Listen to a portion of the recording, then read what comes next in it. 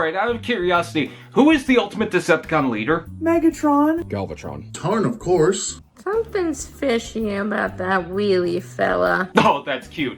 All of them wrong answers. The mighty Scorponok, not to be confused with the Beast Wars version, had been a name reused multiple times since Generation 1. While they're not all the same in their form, the big similarity is their scorpion form, but even the original didn't stay the same way. Black Zarak was a continuation from the Japanese series named after his own headmaster. When Legacy came around, he was one of the first figures to use that name since, and the first Titan in Selects. He was even teased way before Legacy even was a thought. Quick mention of the box, I love the artwork, still keeping it in line with the shoebox, but working it up to be unique. Although it can fit a really big shoe, so it's already unique. But his name is still on the sticker. Since I wanted the Titan Master gimmick to remain consistent, especially since the Deluxes had recently re-released, Zarak's head would either be way too big to stay on his body, or way too small. So why not cheat and repeat what Fortress Maximus did? Yep. That means, of course, another Titan Master. Oh god, the joints are good, it's got a painted face, but yeah, tabs and holes in the feet, fold up, its head, ball joint arms, you get it. We've seen these a million times, I could fill a Bionicle can with these. Put Mini Zarak into Mid Zarak, and there you got Lord Zarak himself. Designed based on the Headmaster, which explains the simple deco on the limbs and torso. Originally, his helmet would remain attached to the Titan, but you can remove the sidearm claws if that's better. He can hold them, but they slip out easily. Honestly, I think it's better on the side. It gives him that stoic general appearance. He's an average sized figure and different from Earthrise Zarak, he seems to have battle wounds with a beat up torso exposing the gears and an eye patch. Wait, Zarak, you're turning violet! Wonka, help! Do what you want cause a pirate is free. You are a pirate. Did someone say articulation? Ball jointed head, shoulders out and in, forward to back rotation below, another forward to back, elbow bend, waist rotation, hips out and in, forward to back rotation below, knee bend, and foot tilt. Pretty good posability for a bonus figure, even with the broken knee. Be careful these black panels don't move and slide off. There's portholes in the feet, hands, and without the claws side of the arms. It's pretty good, and in head mode, it clips on top of the big guy. Just watch out as the connection is on the hinge so it can sink into the body. Similar connection ports, but you can only plug it onto Fortress Maximus. It's weird, in Scorpion mode, until you open the top, take the spear to pry open this panel and cover the face. And with Mini Zarak, he can hide within the chest panel. Giving this creature a noggin doesn't mean he doesn't feel naked, since he comes with a plethora of parts. 2 gold panels that plug on the sides, the shield stores in the tail, and double-barreled guns attached to the shoulders. The spear becomes 3 parts that store on the side or attached to the tail. It's supposed to be on top, but the last joint is way too loose to keep it in place. Luckily, there's another porthole underneath, and that works much better because it tucks behind it. I think this is only something to be played with. I mean, it looks good on display, but it's a ridiculously massive Scorpion, probably one of the best alt modes to ever spit in the face of robots in disguise. But it's so wide, eating up shelf space. This isn't made to be friendly, with his big meaty claws that can grip on victims or run off with my mini Pepsi. Fully articulated with the elbow going the opposite direction like he could smash down and strike. Raise them up if you want to scare away natural predators. If you don't think his grip will get you, well, you're in the line of sight from his double cannons. The little legs can move around with 2 joints in the body and separate joints through all 4 of the legs on both sides. To help him move, there's multiple wheels. They move easily, making him a giant car. If there's anything to critique, it's the tail. Not just the loose joint on top, but the robot legs sort of hide its horrifying presence, and it can't really jet forward. Thankfully, you can add more spear parts if that works. I don't want to downplay the incredible design of this thing, it's so massive, perfect as a Decepticon, but I kinda wanna hold my tongue since there's a lot shared with the robot. Oh, and here's the double-headed dragon mode. Yes, it's a thing from the cartoon. Still, don't look past this, it's amazing, but let's check out the base mode. This is supposed to be a city, but with the shield it looks more like an ancient throne. The guns combined with the panels, looking like large towers, even if they're as convincing as cardboard trees in a school play.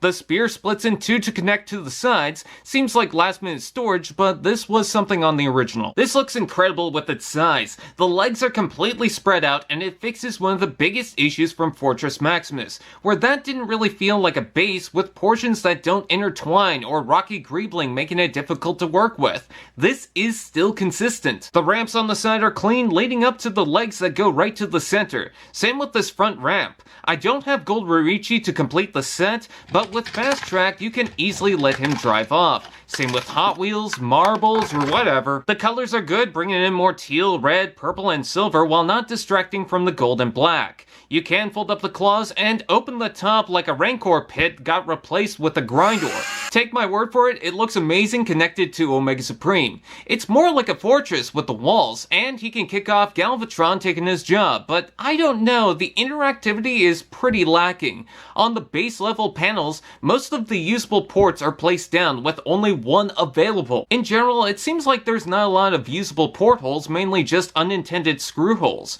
There are a few Titan Master ports, but the thick paint in the middle doesn't really work. Not only that, there's only 2 connection points for the airlock system, much like the airstrip mode for Airwave, and I feel it would benefit having more. Despite a few concerns about how interactive it is, disappointingly so, I still love its appearance. This is like a soundstage to some rocking band, especially with the flare effects. It's obviously needed for Zarak to command, but with more focus on portholes and clips, I think this would be fantastic. It's clean, but probably too clean, and needs some attachments to mess with. Still amazing. Robot mode.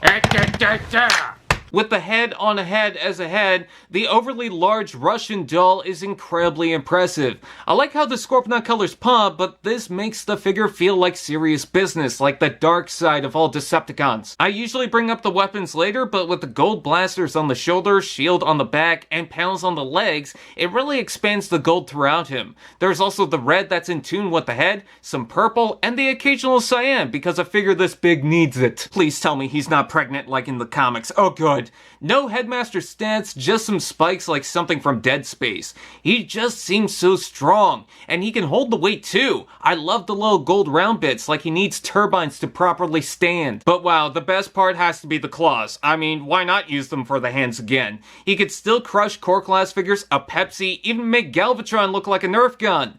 The thing I'm worried about is the feet. I don't know if I trust the design to be the entire support. Look at the head, all thanks to the little guy. With the red helmet to stand out, gold face, and purple eyes, it feels like an X-Men Sentinel. You can't pop it off along with the cover, but it doesn't really swap with Cerebros. Did someone say articulation? Head rotation up and down, shoulders out and in, forward to back rotation below, elbow bend, wrist move, claw opens, fingers, waist rotation, hips out and in, forward and back, rotation below, double knee, and foot tilt. I am beyond impressed. He really stacks up. I'm glad to have this Titan in my collection. He just seems powerful, and posing seems to have little issue. Let's take a look at the accessories. The cannons on the shoulders can also be used for the claws, and they do use 5mm portholes for blast effects.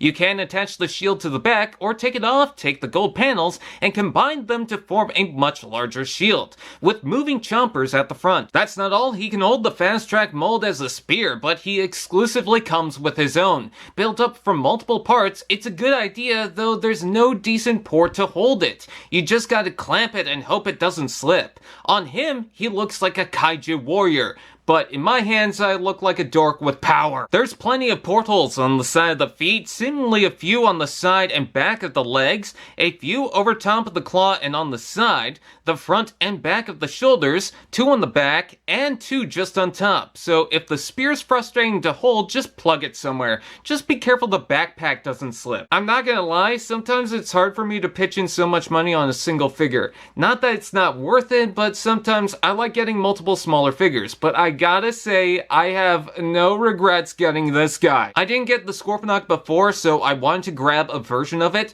and this was perfect. I love the Scorpion, I love the base, even with its issues, and the robot is fantastic, so I think if you're able to get him, perhaps don't skip on him. What a handsome face for a bug.